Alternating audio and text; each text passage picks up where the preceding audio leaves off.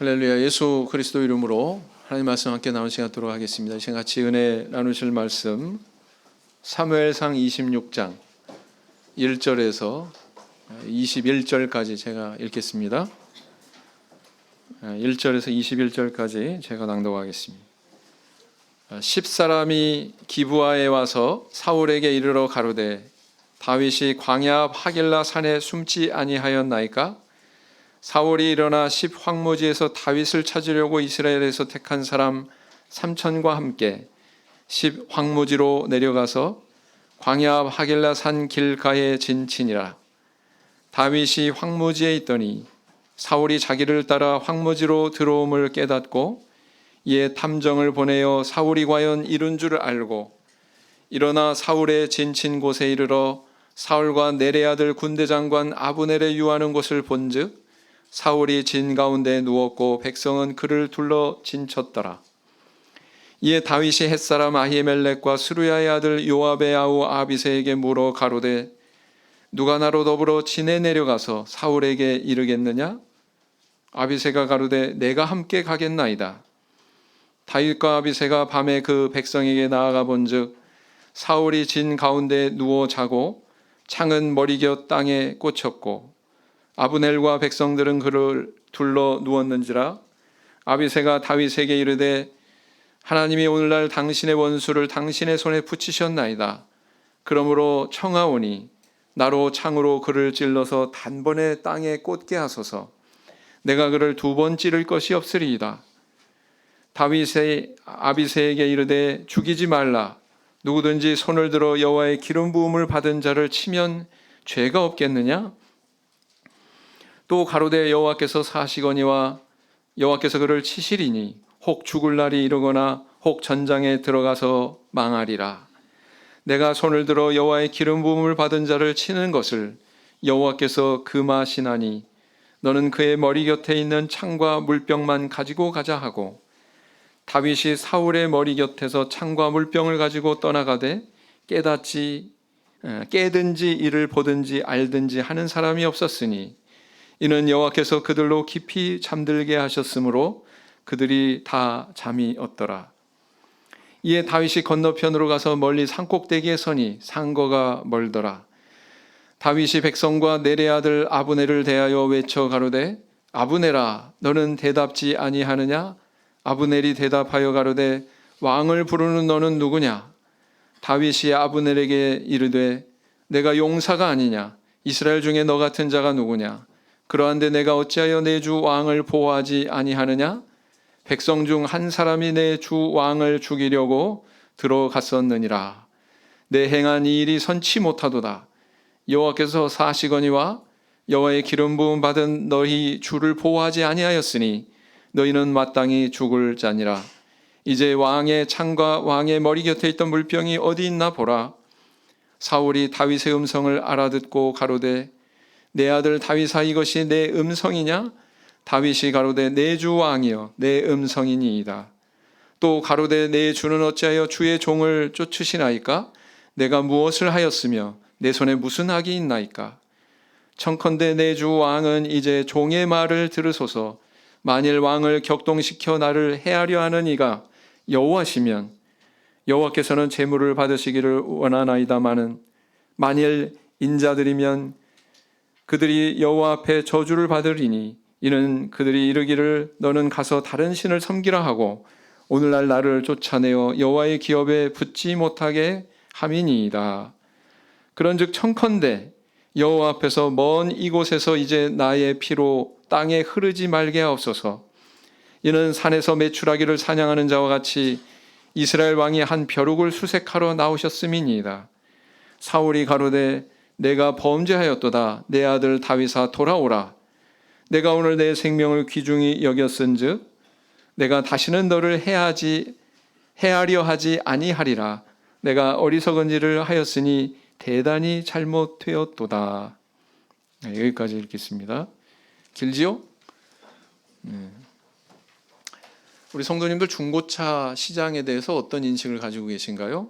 중고차 시장은 사기와 속임수가 판치는 아주 불투명한 부정직한 그런 마켓으로 인식하는 것이 아마 일반적일 것입니다. 그런데 수년 전에 제가 어느 날 우연히 알게 된 그 유튜브를 운영하는 중고차 판매상을 알게 됐습니다.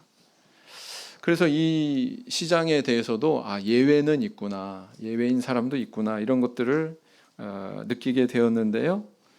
이 딜러는 고객에게 차량을 소개하는 그 과정을 투명성의 담보로 하고 있었습니다. 그도 그럴 것이 뭐 차량의 사고 유무는 물론이고 뭐 도색이 어디에 됐는지 안 됐는지, 됐으면 뭐 일부만 됐는지 전부가 됐는지, 서류상의 그런 실제 차량과 일치하는지, 또 뭐 침수 이력이 있는지 없는지, 볼트 하나 풀렸던 이력까지도 다 확인시켜주고 다 그렇게 알려주니까 그뿐만이 아니에요. 마지막으로 마음에 드세요? 마음에 듭니다. 그러면 이제 운전대 잡고 운전하게 해주고, 또 뿐만 아니라 최후로 공업사에 가서 차를 들어 올려가지고 밑바닥 감춰진 데잖아요. 그 밑바닥에 뭐 누유가 있는지 없는지 이것까지 다 확인을 시켜주고 오케이 하면은 구매가 이루어진단 말이죠. 그것을 이제 직접 경험을 하고는 이 정도면은 뭐 신뢰하지 않을 이유가 없다. 그런 생각이 들어서 한 사람 소개시켜주고 두 사람 소개시켜서 그래가지고 최근에 17번이나 소개를 시켜줬네요. 제가. 오해하지 마십시오. 저는 이걸로 무슨 뭐 이익을 취한다거나 아니면 뭐 중고차 거래상으로 나선 사람이 아닙니다. 저는 단지 이 사람의 정직성이 놀라워서, 그 바닥이 그렇게 투명한 데가 아닌데 때로는 허위 매물 신고도 받아가면서 부정직한 사람들을 이렇게 또 걸러내는 그런 일까지도 하거든요. 그러면서 이렇게 하는 것이 너무 보기 좋아서, 야, 기왕이면은 정직한 사람 돈 벌게 해주자. 기왕이면은 우리 신도들 주머니 얇은데 저렇게 좀 그래도 좋은 차 저렴한 가격에 만나게 해주자. 그런 일념뿐이었습니다. 그게 이제 여기까지 이렇게 오게 한 거고요. 근데 저 같은 사람이 저만 아니더라고요. 10번 넘어가게 이렇게 소개시켜 준 사람이 여럿 됩니다. 뭐 7번, 8번 소개시켜 준 사람도 많고요. 그래서 그런지 이 사람이 맨 처음에는 이제 혼자서 이렇게 시작을 했는데, 지금은 수원에 가장 중고차 매매 단지가 큰 데가 수원에 있거든요. 그 수원에 그 새로 건축이 된 그 시장에서 사무실을 버젓이 이렇게 얻어가지고 입주를 하는, 그래서 승승장구하고 있습니다. 승승장구하고 있어요. 그래서 저도 참 기분이 좋고요. 정직한 사람이 잘 되니까 참 기분 좋더라고요. 네, 그렇습니다. 자, 이렇게 신뢰와 정직이라고 하는 원칙은 우리가 이렇게 사업을 하거나 그러는데도 흥망성쇠를 좌우하는 중요한 요소임을 알 수가 있습니다. 그런데 이제 이 사업의 영역뿐만 아니라 우리가 인생을 살아가는 데 있어서 여러 가지 원칙들이 있죠. 여러 가지 원칙들이 있습니다.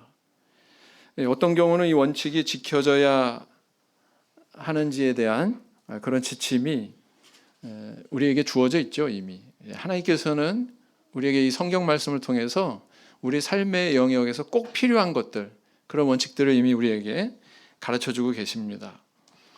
그래서 우리가 인생을 사는데 얼마나 하나님의 말씀을 교과서로 삼고 순종하고 그것을 품고서 사느냐에 따라서 사실은 우리의 흥망이 결정된다, 이렇게 볼 수가 있습니다. 혹시 자기 감정을 핑계로 또는 부득이한 어떤 상황을 핑계로 뭐 융통성 발휘를 핑계로 이런 원칙이 무너질 것 같은 그런 유혹을 받는 순간들이 더러 있습니다. 있죠? 네, 있습니다. 그런 유혹에 대해서 나는 어떻게 반응하면서 살아가고 있는가?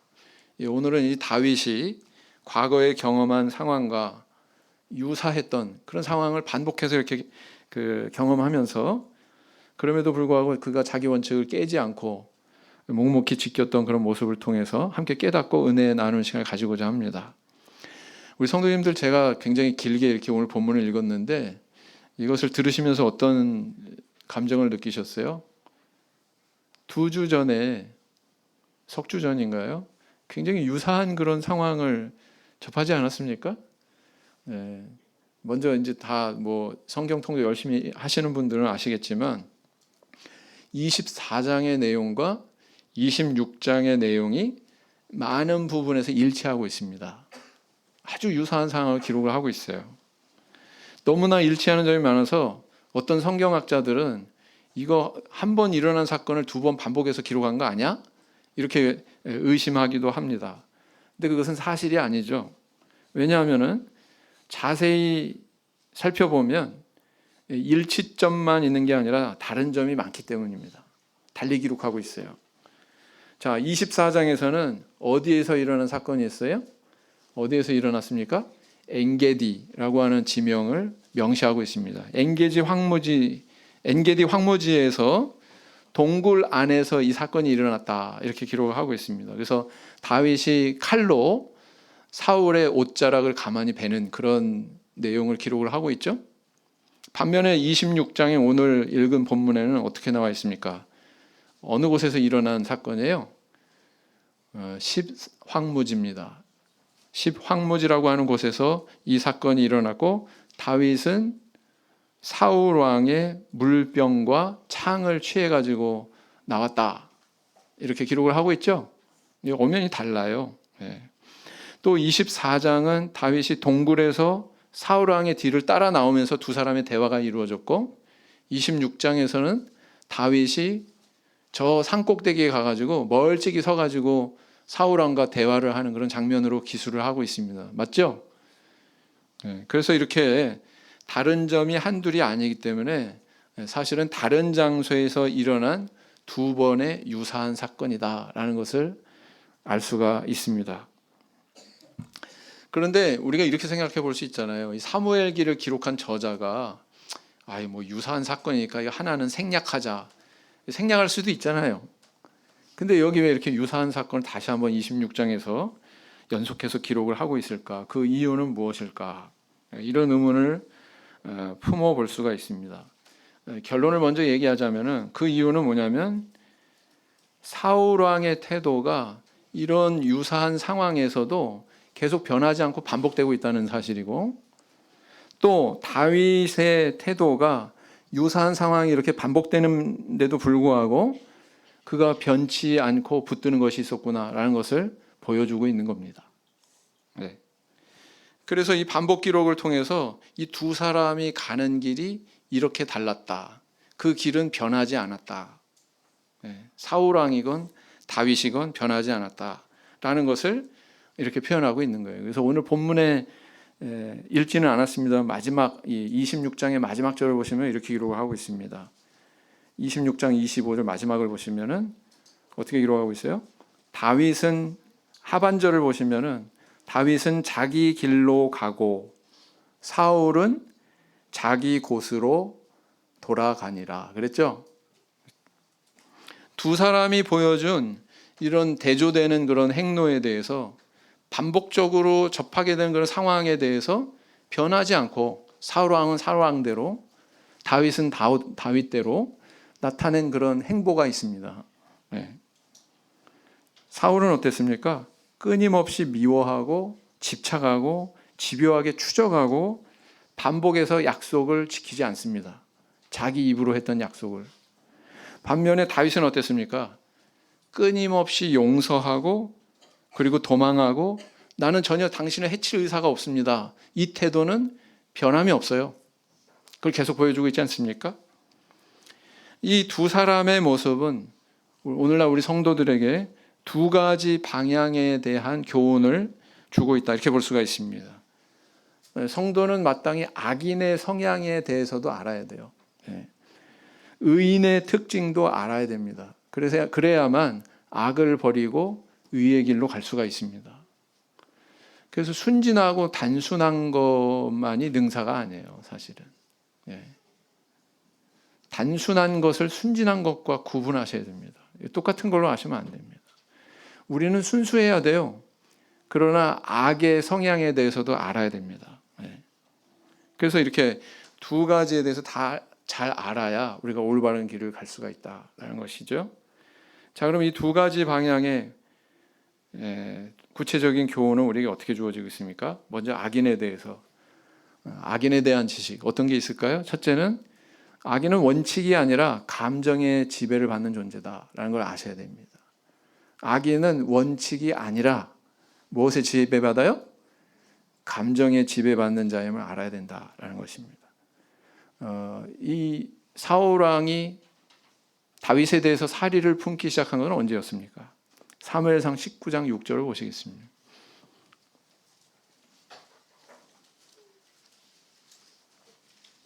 사무엘상 19장 6절 제가 읽겠습니다. 같이 읽으실까요? 19장 6절 시작. 사울이 요나단의 말을 듣고 맹세하되 여호와께서 사시거니와 그가 죽임을 당치 아니하리라 그랬어요. 아들인 요나단한테 권고를 듣고는 내가 이제 정신 차리고 이제 다윗을 죽이려고 하지 않을게 이렇게 맹세를 했습니다. 자기 입으로. 근데 오래지 않아 수금 타고 있는 다윗한테 어떤 짓을 했어요? 이 말 한 다음에 어떤 짓을 했습니까? 창을 2번 던지죠. 죽이려고, 벽에 박으려고. 그 창을 피한 다윗이 결국은 도망자 신세가 됩니다. 이후에 사울 왕은 계속적으로 다윗을 죽이겠다고 엔게디 황무지 동굴에서 다윗에게 옷자락을 베입니다. 그때 이제 다윗이 막 나와서 하소연하니까 눈물까지 흘리면서 이렇게 말해요. 24장 17절. 우리 2주 전에 접한 내용이죠. 24장 17절. 같이 읽겠습니다. 시작. 다윗에게 이르되 나는 너를 학대하되 너는 나를 선대하니 너는 나보다 의롭도다. 사울 왕은 이 다윗의 의로움까지 이렇게 인정하면서 또 눈물까지 이렇게 흘리면서 이제 내가 너를 다시 추적하지 않을게. 너를 죽이려고 이렇게 의도하지 않을게. 이렇게 이야기합니다. 그리고 나서 오늘 읽으신 26장에서 10황무지라고 하는 다른 장소에서 또 사울 왕은 뭐라고 고백하고 있어요? 26장 21절을 보시겠습니다. 26장 21절. 사무엘상 26장 21절 또 읽겠습니다. 시작. 사울이 가로되 내가 범죄하였도다. 내 아들 다윗아 돌아오라. 내가 오늘 내 생명을 귀중히 여겼은즉 내가 다시는 너를 해하려 하지 아니하리라. 내가 어리석은 일을 하였으니 대단히 잘못되었도다. 그랬어요. 이렇게 사울은 수차례 맹세했지만 계속해서 약속을 파기합니다. 성경은 이렇게 상습적으로 이렇게 거짓말하는 사울의 모습을 보여주고 있는 거예요. 어떻게요? 24장에서 엔게디 황무지에서 이런 일 경험하고 거짓말했고 또 26장에서 또 이런 일 당하면서 또 이렇게 거짓말을 하고 있다라는 것을 보여주고 있는 거예요. 지속적으로. 유사한 사건이 이렇게 반복적으로 기록된 목적이 바로 거기에 있었다라는 것입니다. 이렇게 상습적으로 거짓말하고 맹세까지 하면서 한 약속을 파기하고 하는 이런 악인의 특징은 무엇입니까? 이 원인이 뭘까요? 그 원인은 뭐냐면은 어떤 윤리나 도덕 원칙에 의해서 지배받는 게 아니에요. 이 사람이 무엇에 지배받고 있어요? 자기의 악한 욕망과 감정의 지배를 받는 자였다라는 것입니다. 그리고 그런 악한 욕망과 감정의 꼭대기에는 뭐가 있죠? 악령이 있죠. 악령이 있었죠. 탐욕과 이런 악감의 지배를 받는 사람은 밖으로 어떻게 특징을 나타냅니까? 변덕이 심하다. 감정의 기복도 심하다. 때로는 뭐 웃기도 하고 울기도 하고 그죠? 버럭 화를 냈다가 또 금방 또 기분 좋아졌다가 종잡을 수가 없죠. 그죠? 제가 이 이야기 하니까 뭐가 생각나세요? 우리 성경의 한 인물이 누가 생각나십니까?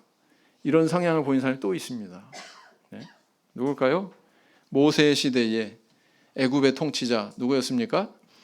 바로왕이죠. 바로왕. 이 바로왕은 10번의 재앙을 만나도록 이스라엘 백성들을 보내지 않습니다. 그런데 이 재앙을 하나님께서 하나씩 내릴 때마다 어떤 태도를 보였습니까? 한 재앙 만나면 어이쿠야 뜨거워라, 어이구 아파라, 그러고는 이제 들어줄게 그렇게 이야기하고는 이제 좀 숨통이 트일만 하면, 재앙이 거쳐지면 에이, 우연이겠지, 그러고는 어때요? 태도가 다시 또 돌변하죠. 네. 야, 보내기는 보내는데 너희 자식들하고 뭐 아녀자들은 다 놔두고, 가축들도 놔두고 장정들만 가, 장정들만. 이게 애굽의 바로왕의 태도였죠. 그렇습니다. 그리고 이제 마지막으로 10번째 재앙이 그냥 결정타가 내려진 다음에 결국은 항복을 합니다. 두 손을 다 들고는 보내주게 되죠. 근데 포기했어요? 아직도 포기 안 했어요.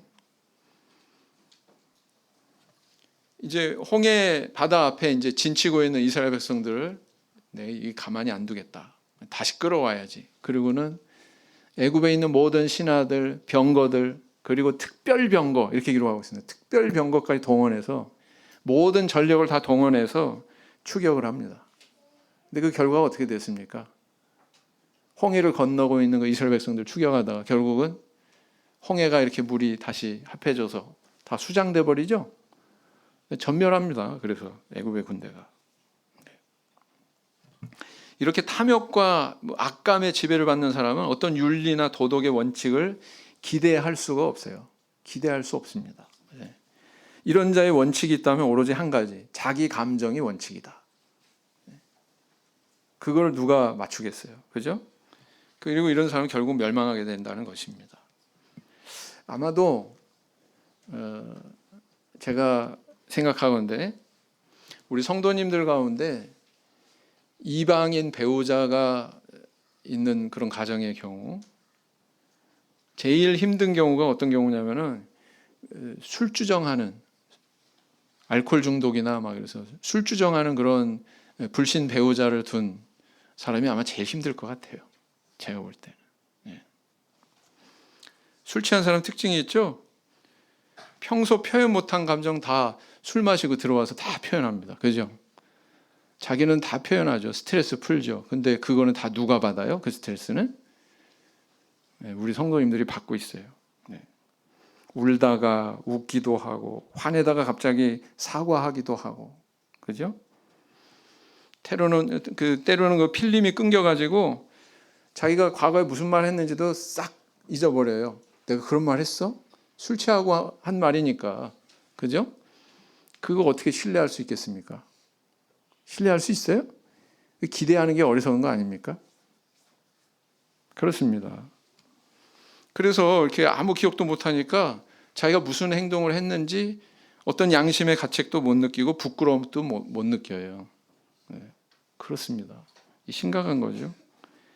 뭐 그런 사람이 남을 배려하는 행동을 할 수 있겠습니까? 오히려 주변 사람들이 다 맞춰줘야 되고, 자기가 왕인 것처럼 그렇게 행세하죠. 참 힘들어요. 이런 배우자 만난 가정이. 근데 아셔야 됩니다. 악한 사람들의 특징을 알아야 돼요. 술 취한 사람 상대하는 건 어리석은 거예요. 술 깨한 다음에, 그죠? 잠깐 나 좀 봐, 얘기할 거 있어. 이러면 집을 겁어먹죠. 그죠? 겁을 집어먹죠. 집을 겁어먹는 게 아니고.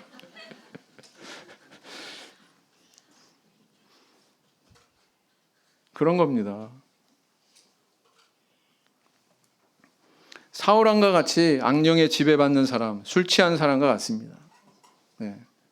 상대할 만한 존재가 못 되는 거죠. 신뢰할 만한 존재도 못 되고. 돌아오라 내 아들아. 다윗이 돌아갔어요? 사울왕한테 돌아갔습니까? 믿을 수 없는 거죠. 어떻게 믿을 수 있습니까? 그에게는 원칙이 없기 때문에 감정의 지배를 받는 자의 유일한 원칙, 자기 감정이 있을 뿐이다 라는 것입니다. 부디 성도님들 이런 악령의 성향을 이해하시고 대처할 줄 아시는 지혜로운 성도님들 되시기를 원합니다. 잠언 27장 12절 말씀을 보시겠습니다.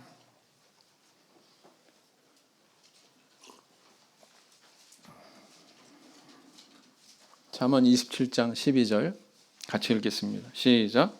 슬기로운 자는 재앙을 보면 숨어 피하여도 어리석은 자들은 나아가다가 해를 받느니라. 두 번째는 뭐냐면 악인에 대한 교훈. 뭐예요? 악인은 타인을 자기 하수인으로 삼는다는 이런 특징이 있다. 악인은 타인을 자기의 하수인으로 삼는 그런 특징이 있다라는 것입니다. 26장 1절을 보시면은 10사람이 기브아에 와서 사울에게 이르러 가로되 다윗이 광야 하길라 산에 숨지 아니하였나이까 그랬습니다. 10황무지 사람들이 다윗의 숨은 것을 왕한테 밀고 했어요. 사울 왕한테. 그런데 이게 처음이 아니었습니다. 언제 또 이런 일이 이루어졌냐면은 23장 19절 보시겠습니다. 23장 19절, 20절. 23장 19절, 20절.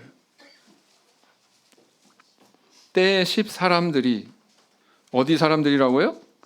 네, 또 나와요. 또 나와. 기브아에 이르러 사울에게 나와 가로되 다윗이 우리와 함께 광야 남편 하길라 산 숲을 요새 숨지 아니하였나이까? 그러하온즉 왕은 내려오시기를 원하시는 대로 내려오소서. 그를 왕의 손에 붙일 것이 우리의 의문이다. 이런 일한 족속이 바로 뭐예요? 10황무지 사람들이에요. 왜 이 사람들이 이 다윗의 소재지를 사울왕한테 이렇게 밀고 했을까 생각할 때, 높당의 그 제사장들이 학살당하는, 다윗이 아비멜렉한테 가서 떡도 얻고 골리앗의 칼도 얻고 그런 일이 있었잖아요. 그로 인해서 다 몰살하지 않습니까? 제사장들이. 아마 그 소문을 듣고 겁을 집어먹고 이렇게 행동을 한 건가? 아니면은 사울 왕으로부터 이렇게 칭찬받고 공을 세웠다고 이렇게 인정받으려고 이렇게 행동한 건가? 확실하지는 않습니다. 성경은 그것을 침묵하고 있습니다. 분명한 사실은 뭐냐면은 다윗의 어떤 의로움이나 다윗이 옳았나 글렀나 그런 일을 했나, 다윗이 의로운가 불의한가, 여기에 대해서 관심이 있는 거예요, 없는 거예요? 거기서 관심이 전혀 없는 거예요. 다만 지금 권세를 가지고 있는 사울 왕에 대해서 그를 돕는 하수인 역할을 하고 있더라라는 것입니다. 악인의 두 번째 특징이 뭡니까? 자기만 악을 행하는 것이 아니라 타인도 그 악에 참여하도록 하수인으로 만드는 그런 성향이 있다는 것입니다. 마치 보디발의 아내가, 보디발이 누구예요? 애굽의 시위대장 요셉과 관련한 인물이죠. 이 보디발의 아내가 요셉의 겉옷을 가지고 어떤 행동을 합니까? 사실은 자기의 순결을 지키기 위해서 요셉이 벗고 간 건데, 그것을 들고서는 집안의 종들이고 집안 사람들 다 불러 모읍니다. 그리고 뭐라고 떠벌려요? 요셉이 나를 이렇게 겁간하려고 했다. 누명을 씌우죠. 거짓의 여론화, 악인이 구사하는 방법입니다. 이렇게 사울왕과 10황무지 사람들까지 한통속이 됐으니까 다윗이 그 틈새에서 참 숨 쉴 곳도 없었겠다. 얼마나 답답했을까, 얼마나 고통스러웠을까, 막 그런 생각을 해보게 돼요. 그런 다윗 자신의 심경을 노래한 시편이 있습니다. 시편 54편 3절 말씀을 보시겠습니다. 시편 54편 3절 말씀. 시편 54편 3절 말씀을 보시겠습니다. 시편 54편 3절 말씀 같이 읽겠습니다. 시작. 외인이 일어나 나를 치며 강포한 자가 내 생명을 수색하며 하나님을 자기 앞에 두지 아니하였음이니이다 그랬어요. 우리는 지난 시간에 25장에 아비가일이라고 하는 여인을 살펴봤죠. 이 아비가일이라고 하는 여인과 10황무지 사람들을 한번 비교해 보세요. 어떻습니까? 참 이 여인은 대단한 지혜가 있었다고 그랬어요. 사울 왕은 이제 몰라갈 거고 다윗이 장차 왕이 될 거다라고 하는 미래사까지 다 내다보고 있었죠. 그걸 내다보기 때문에 다윗에게 매우 중요한 충성된 그런 권고를 했던 그런 여인입니다. 판단이 뚜렷하죠. 이렇게 지혜로운 여인이 없습니다. 근데 10황무지 사람들은 그러지 않았다는 거예요. 일개 여인의 해안과 분별력에 대해서도 따르지 못하는 그런 이 족속이 바로 10황무지 사람들이었다는 것을 알 수 있습니다. 우리가 살아가면서 의에 대한 아무런 가치관, 옳고 그름에 대한 아무런 판단의 능력 이런 게 없잖아요. 그럼 10황무지 사람들 같이 됩니다. 내가 의도치 않았더라도 내가 악의 도구가 되고 악에 참여하는 자가 될 가능성이 높습니다. 그래서 되겠습니까? 안 되겠죠? 하나님 믿는 성도들은 의로움에 대한 그런 판단의 능력이 있어야 돼요. 무엇이 잘됐다 잘못됐다 여기에 대해서 판단할 능력이 있어야 된다는 것입니다. 하나님은 감정의 지배를 받는 이 사울 왕의 모습을 통해서 또 이렇게 십황무지 사람들의 이런 악에 참여하는 그런 모습을 통해서 오늘날 살아가고 있는 우리 성도들은 악인이 되지 말 것, 그리고 또 악인과 동조하는 자가 되지 말 것을 교훈하고 있는 것입니다. 이 북방교회 문제가 발생했을 때 가가지고 위아곱이라고 하는 인물한테 현혹이 돼가지고 몇 주 만에 장로직을 받은 분이 있더라고요. 몇 주 만에. 이게 가능한 얘기입니까? 상식적입니까? 판단해야 되잖아요.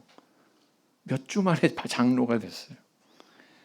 그리고 또 분별 없이 이 교회에 가가지고 팔 벌리고 받는 그런 세례, 북방교회에서는 그렇게 받죠? 그걸 떡하니 받고 오는 그런 사람들도 있었습니다. 그래서 이제 집회가 시작이 됐는데 그 집회에 어떤 분이 이제 초대를 받아서 우리 교회 성도입니다. 간 거예요. 근데 이분이 판단력이 있었어요. 분별력이 있었습니다. 이건 말이 안 된다.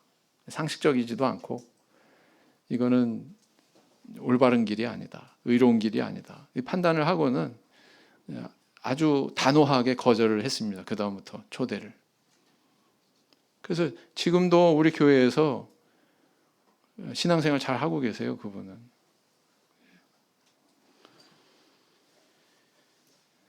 북방 문제의 이런 태풍의 시기에 정말 이런 분별력이 있는지 없는지가 명확하게 드러나는 그런 상황들을 보게 되었거든요. 우리 성도님들 스스로 신앙에 대해서 어떻게 원칙을 세우고 계세요? 나는 어디에 속한 사람이라고 생각이 되십니까? 부디 바라옵기는 하나님께서 이 사울과 십황모지 사람들을 통해서 보여주는 것처럼 악인의 그 행로에 대해서 정확하게 깨닫고 거절할 줄 아는 저 우리 성도님들 되기를 원합니다.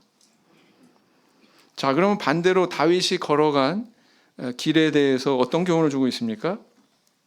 첫째는 뭐냐면 원칙을 따르는 자가 되라. 어떤 상황과 어떤 조건에서도 원칙을 따르는 자가 되라. 이렇게 교훈하고 있는 겁니다. 26장 9절을 다시 보시면 다윗이 아비새에게 이르되 죽이지 말라. 누구든지 손을 들어 여호와의 기름 부음을 받은 자를 치면 죄가 없겠느냐? 친숙하죠? 이 표현. 여호와의 기름을 부음 받은 자를 치면, 이 표현 친숙하시죠? 왜 친숙한 줄 아세요? 반복적으로 나와서 그렇습니다. 얼마나 자주 나오느냐? 제가 헤아려 볼게요. 24장 6절, 24장 10절, 그 다음 26장에 와서 9절, 그 다음 26장 11절, 그 다음 16절, 23절에도 이게 등장하고 있습니다. 이건 뭘 의미합니까? 24장부터 26장까지 몇 면이 여기에 흐르고 있는 주제가 뭐예요? 이 주제는 주제이기도 하고 다윗이 붙들고 있는 원칙이기도 합니다. 어떤 원칙을 붙들고 있습니까? 네? 여호와의 기름 부음 받은 자는 죽이면 된다 안 된다? 죽이면 안 된다. 이 원칙을 그가 굳게 붙들고 있는 것을 보여주고 있는 거예요. 왜 24장에서 똑같은 유사한 그런 사건을 26장에서도 왜 기록하고 있어요? 사울왕의 그런 변덕스러운 모습, 불성실한 모습, 약속 깨는 그런 모습도 조명할 뿐더러 다른 한쪽으로 다윗이 이렇게 신실하고 자기 원칙을 이렇게 끝까지 지켰다라는 것을 보여주기 위해서 이걸 계속 반복해서 기록하고 있는 거예요. 성경의 기록은 쓸데없는 게 없는 겁니다. 그래서 다윗이 이렇게 생각할 수 있지 않았겠습니까? 야, 내가 저 사람만 죽이면 내가 이렇게 죽을 고생 안 해도 되는데, 이제 이 도망자 생활 청산해도 되는데 이 내친김에 칼로 죽일까? 근데 다윗은 그렇지 않았다는 거예요. 그 유혹이 다윗의 원칙을 무너뜨리지 않았습니다. 한편으로는 여기 동행한 인물이 바로 누굽니까? 수하의 아비새, 그죠? 내 손에 직접 피를 묻히는 게 아니니까. 그죠? 아비새 통해서 아비새한테 은밀하게 명령해가지고 야, 네가 가서 죽여. 이렇게 해서 죽일까? 뭐 이런 유혹이 또 있을 수도 있잖아요. 근데 그 원칙이 이 유혹에 의해서 무너지지 않았다는 거예요. 다윗의 원칙. 다윗이 자기가 세운 이 원칙에 대해서 얼마나 충실했는지를 보여주기 위해서 유사한 상황들을 이렇게 서술하고 있다라는 것입니다. 한번 이렇게 생각해 볼 수가 있어요. 아니, 다윗이 사울을 죽일 목적도 가지고 있지 않은데 왜 뭐 사람까지 모집을 해가지고 아비새를 데리고서 아비새 장군을 데리고서 왜 사울의 진지까지 갈까? 거기 가서 이번에는 뭘 갖고 왔어요? 사울을 죽인 게 아니고 뭘 갖고 왔어요? 물병하고 사울의 창하고 그걸 갖고 왔어요. 야, 나 저기 지금 사울 왕이 잠자고 있는 진지에 갈 건데 나랑 같이 갈 사람. 그 목적이 고작 이거예요? 목숨 걸고 이렇게 모험하는 목적이 고작 이거예요? 물병 가지고 오고 창 가지고 오기 위해서 한 겁니까? 목적이 뭐예요? 이거 가지고 온 목적이 뭡니까? 그는 산 꼭대기에 서서 이야기합니다. 나는 당신을 해할 의도가 없습니다. 뒤집어서 얘기하면 나는 마음만 먹으면 당신 해할 수 있는 기회가 많았습니다. 라는 거죠. 그 증거물로 제시하는 거예요. 또 나아가서 나는 전혀 당신을 해할 의도가 없습니다. 이거 얘기하고 싶은 거예요. 그걸 위해서 이 물건을 취한 거거든요. 네. 아비새가 아마도 야, 이제는 이제 사울 왕을 처단할 때가 됐나 보다. 이런 마음으로 쫓아간 것 같아요. 그도 그럴 것이 이렇게 이야기하죠. 아비새가 하나님이 오늘날 당신의 원수를 당신의 손에 붙이셨나이다. 그러므로 청하오니 나로 창으로 그를 찔러서 단번에 땅에 꽂게 하소서. 내가 그를 두 번 찌를 일이 없으리이다. 그런데 다윗의 대답은 뭐였어요? 여전히 하나님이 기름 부으신 자를 치면 안 된다. 이거였습니다.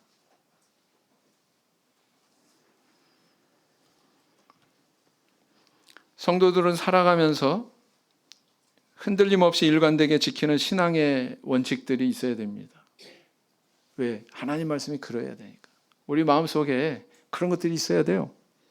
그런 것들이 없다면 우리 신앙의 길을 제대로 가는 게 아닙니다. 안식일 준수에 대해서, 11조에 대해서, 또 봉사에 대해서, 자녀 교육에 대해서, 또 직장 생활에 대해서 우리 성도님들이 나는 이렇게 신앙인으로서 이런 원칙은 내가 세우고 가자. 이런 것들이 있어야 된단 말이죠. 어떻게 세우고 계십니까? 세우셔야 됩니다. 네. 두 번째가 있습니다. 다윗의 모습을 통해서 우리가 발견하는 두 번째는 뭐냐면은 승리의 체험이 또 다른 확신의 열매를 낳더라라는 것입니다. 승리에 대한 체험이 더 깊은 확신의 열매를 맺게 합니다. 사무엘상 25장 38절을 보면 사무엘상 25장 38절을 보시면 어떻게 기록하고 있어요? 25장 38절 한 열흘 후에 여호와께서 나발을 치심에 그가 죽으니라 그랬습니다. 여러분 다윗은 바로 앞장에서 25장에서 아비가일의 남편 나발이 급사하는 일을 체험합니다.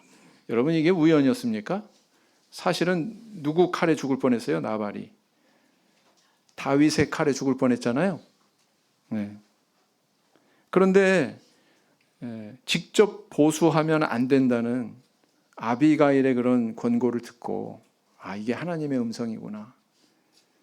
원수를 내 스스로 내 손으로 이렇게 직접 보복하지 마라. 하나님의 심판에 맡겨라. 라는 그 교훈을 마음속에 담고 그 시간을 보냈더니 나중에 결국은 하나님께서 대신 이렇게 심판해 주시는구나 라는 것을 그는 체험한 겁니다. 이 체험이 그에게 어떤 영향을 미쳤을까요? 다윗한테. 원칙을 붙드니까 하나님께서 다 이렇게 해결해 주시는구나. 원칙을 깨서는 안 되는구나. 더 깊어졌겠죠? 그 마음이. 네. 그래서 26장에서 다시 한번 보복과 복수의 기회가 주어졌어도 결코 그 원칙을 깨지 않았던 겁니다. 그래서 우리에게도 이런 체험이 있어야 된다는 거죠. 이런 체험이 더욱더 우리가 하나님을 신뢰하고 하나님의 말씀을 순종해야 되겠다라고 하는 그런 결심의 자리로 인도하는 거거든요. 그렇죠? 네, 그렇습니다. 26장 24절, 오늘 읽지는 않았습니다만 24절을 보시면 뭐라고 그래요? 다윗이 그의 마음속에 이런 확신이 있었어요. 같이 읽겠습니다. 시작. 오늘날 왕의 생명을 내가 중히 여긴 것 같이 내 생명을 여호와께서 중히 여기셔서 모든 환난에서 나를 구하여 내시기를 바라나이다. 하나님은 남의 생명 귀하게 여기면 내 생명도 지켜주시는 분이야. 이런 확신이 있었어요? 없었어요? 이 확신은 어디에서 기원했을까요?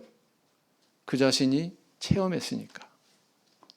나발이 저렇게 죽고, 그죠? 자기가 직접 보복하고 복수하지 않으면 하나님께서 다 처리해 주신다. 내 손에 피 묻히면 안 된다. 라는 것을 스스로 체험했기 때문에 그런 데서 이렇게 확신하고 이런 이야기를 하고 있는 거 아니겠습니까? 네, 그렇습니다. 지난 2월 7일에 우리 허정 형제님, 김미서 자매님 가정을 신방을 했습니다. 새 둥지로 이렇게 이사를 하셨는데 이제 어떤 삶의 커다란 원칙을 세우시고 새롭게 시작하시려고 하시더라고요. 네. 그래서 가정 예배를 이렇게 또 청하신 것 같고, 또 직장 형편상 안식일에 예배 참석이 어려운 그런 상황에 있습니다. 오늘 이렇게 오셨지만 오늘은 명절이니까 이렇게 오셨고, 한 달에 한 번은 쉰대요. 3주 차에 쉬신답니다. 근데 내가 이때는 안식일에 예배 참석하겠습니다. 이렇게 말씀하셨어요. 제가 여쭙지도 않았는데 이런 말씀하신 거는 마음속에 스스로 세운 원칙이 있는 거예요, 없는 거예요? 있는 거예요. 그래서 우리 모두 다 그 신방 간 그 자리에서 손뼉 치면서 기뻐하지 않았습니까? 안식일을 기억하여 거룩하게 지켜라. 이 말씀에 대해서 우리 허정 형제님은 자기 양심에 비추어 원칙을 세우셨고 그 마음을 우리 하나님께서 보실 것으로 믿습니다. 그리고 또 더 큰 우리 하나님의 원칙에 접근하도록, 다시 말하면 매주 안식일도 지킬 수 있는 그런 좋은 직장으로 인도해 주실 것으로 믿습니다. 그렇죠? 네. 오늘날 우리는 어떤 말씀을 쫓아서 어떤 양심으로 신앙의 길을 가고 있습니까? 그것은 사울 왕이 걸은 길입니까? 아니면 다윗이 걸어간 길입니까? 우리 자신에게 한번 질문해 봐야 되죠. 부디 사울이 걸었던 그런 길처럼 감정의 지배를 받아가지고 원칙도 없이 이리저리 헤매고 변덕 부리는 것이 아니라 다윗과 같이 원칙의 지배를 받는 성실한 그런 성도가 다 되시기를, 저와 우리 성도님들이 되시기를 예수님 이름으로 기원드립니다. 묵상 기도하시겠습니다.